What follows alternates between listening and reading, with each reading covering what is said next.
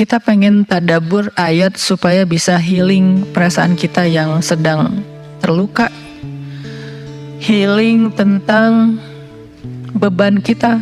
Gimana cara biar kita tuh, kalau bahasa terapis tuh, rilis beban, masalah, curhat supaya rilis gitu kan, rilis curhat.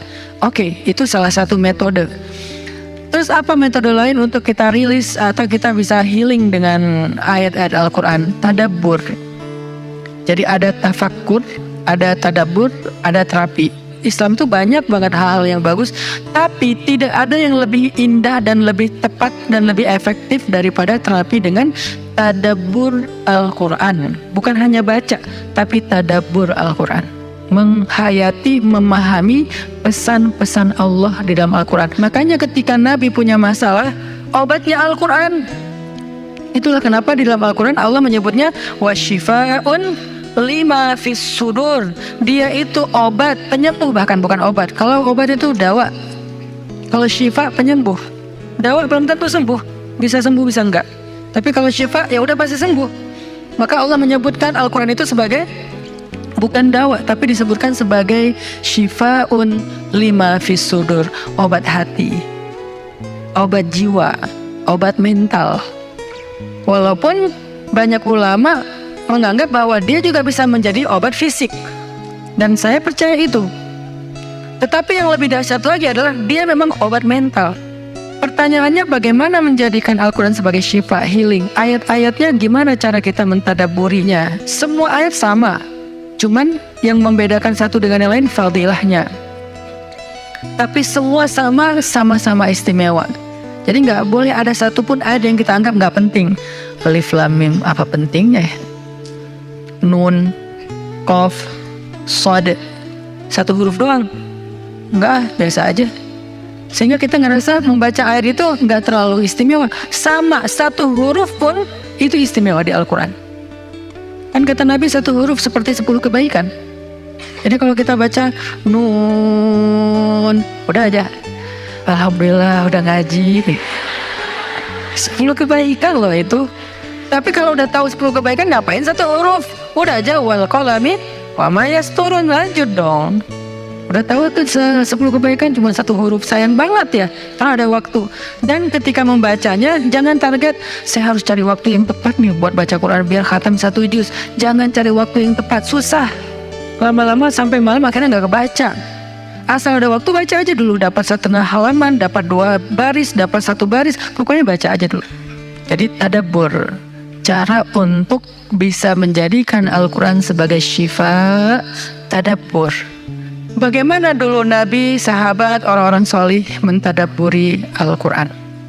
Yang pertama adalah mereka membaca Al-Quran secara tematik, supaya kita dapat sesuai dengan problem kita, masalah kita, hajat kita. Tematik. Lagi ada masalah apa kita? Karena ayat Al-Quran turun kepada Nabi pun secara tematik, secara kontekstual. Apa yang dialami Nabi, itulah ayatnya. Al-Quran tidak turun sekaligus kepada Nabi, turun sekaligusnya itu di Lauhul Mahfuz. Lalu sampai kepada Nabi berangsur-angsur selama 23 tahun. Kenapa berangsur-angsur Ustaz? Dan kenapa nggak urut? Turunnya yang pertama adalah Al-Fatihah dan Al-Alaq. Kenapa sekarang Al-Fatihah lalu Al-Baqarah? Kenapa enggak Al-Fatihah, Al-Alaq, kemudian surat apa lagi yang berurutan sesuai dengan urutan turun? Kenapa kok dibalik-balik, kok diacak-acak? Karena Al-Quran turun itu secara tematik, teman-teman. Hikmahnya apa? Hikmahnya karena dia tidak turun untuk sekedar dibaca. Dia turun untuk ditadaburi supaya jadi solusi, petunjuk dalam hidup. Petunjuk apa? Petunjuk terhadap masalah yang lagi dihadapin. Dan kita nggak akan dapat petunjuk kalau nggak ngerti kan? Coba baca petunjuk penggunaan obat.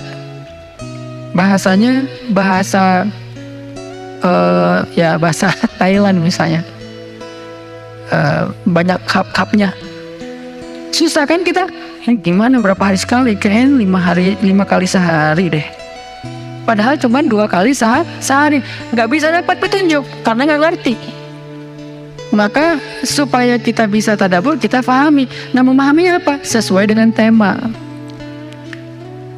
Kita boleh aja bagus banget malah baca Al-Quran secara berurutan, tapi itu target baca ya, target tilawah, bukan target tadabbur. Tadabbur beda sama tilawah. Tilawah tetap dia nggak usah diganggu gugat, udah segitu aja.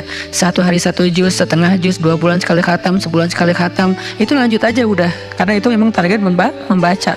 Tapi target tadabbur beda sama target membaca. Bikin 2 target.